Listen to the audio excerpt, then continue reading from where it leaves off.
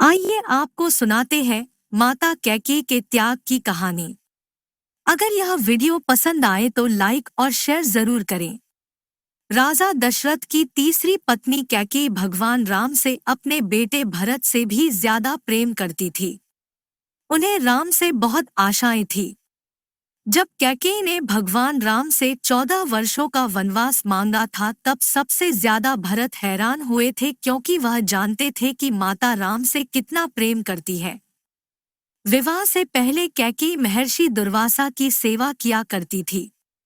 कैकेयी की सेवा से प्रसन्न होकर महर्षि दुर्वास ने कैकेयी का एक हाथ वज्र का बना दिया और आशीर्वाद दिया कि भविष्य में भगवान तुम्हारी गोद में खेलेंगे। समय का पहिया चलता रहा और कैकेयी का विवाह राजा दशरथ से हो गया। एक समय स्वर्ग में देवासुर संग्राम आरंभ हो गया। देवराज इंद्र ने राजा दशरथ को सहायता के लिए बुलाया। रानी कैकेयी भी महाराज की रक्षा के लिए सारथी बनकर देवासुर संग्राम में पहुंच गई। युद्ध के दौरान दशरथ जी के रथ के पहिए से कील निकल गया और रथ लड़खड़ाने लगा। ऐसे में कैकेयी ने कील की जगह अपनी उंगली लगा दी और महाराज की जान बचा ली।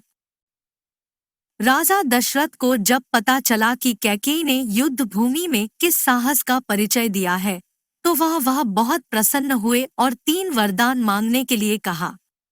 कैकेयी ने उस समय प्रेमवश यह कह दिया कि इसकी जरूरत नहीं है, अगर कभी जरूरत होगी तो मांग लूंगी। कैकेयी ने राजा दशरथ को इसी वरदान के जाल में फांस लिया और राम के लिए 14 वर्ष का वनवास मांग लिया। लेकिन 14 वर्ष के लिए वनवास क्यों मांगा, इसके पीछे कई राज हैं।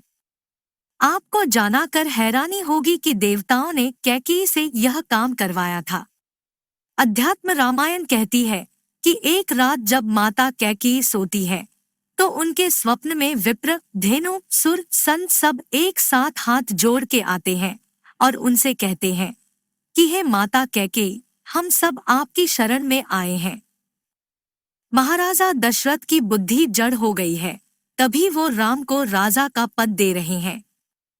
अगर प्रभु राजगद्दी पर बैठ गए तब उनके अवतार लेने का मूल कारण ही नष्ट हो जाएगा। माता, संपूर्ण पृथ्वी पर सिर्फ आप में ही यह साहस है कि आप राम से जुड़े अपयश का विष पी सकती हैं। कृपया प्रभु को जंगल भेज के सुलभ करिए। युगों युगों से कई लोग उद्धार होने की प्रतीक्षा में हैं। त्रिलोक स्वामी का उद्देश्य भूलोक का राजा बनना नहीं है। अगर वनवास ना हुआ तो राम इस लोक के प्रभु नहीं बन पाएंगे। ये कहते कहते देवता घुटनों पर आ गए। इस पर माता कैकेयी के आंखों से आंसू बहने लगे।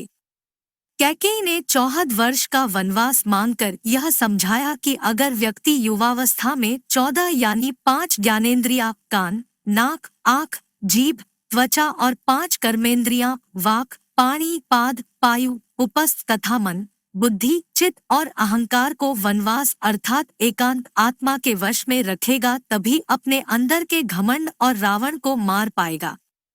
दूसरी बात यह था कि रावण की आयु में केवल 14 ही वर्ष शेष थे।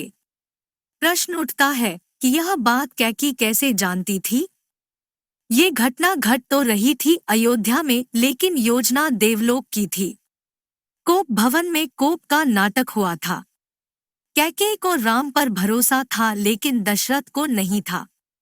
इसलिए उन्होंने पुत्र मोह में अपने प्राण गंवा दिए और कैकेयी हर जगह बदनाम हो गई। जो नारी युद्ध भूमि में दशरथ के प्राण बचाने के लिए अपना हाथ रथ के धुरे में लगा सकती है, रथ संचालन की कला में दक्ष है, वह राजनैतिक परिस्थितियों से अनजान कैसे रह सकती है? कैकेयी चाहती थी कि मेरे राम का पावन यश 14 भुवनों में फैल जाए और यह बिना तप और विन रावण वध के संभव नहीं था। इसलिए माता कैकेयी ने अपने बदनामी और अपयश के डर के बजाय विश्व शांति के लिए यह त्याग किया। जय जय श्री राम, जय हनुमान। ऐसी जानकारी देखने के लिए इस चैनल को लाइक, सब्सक्राइब और कमेंट करें। धन्यवाद।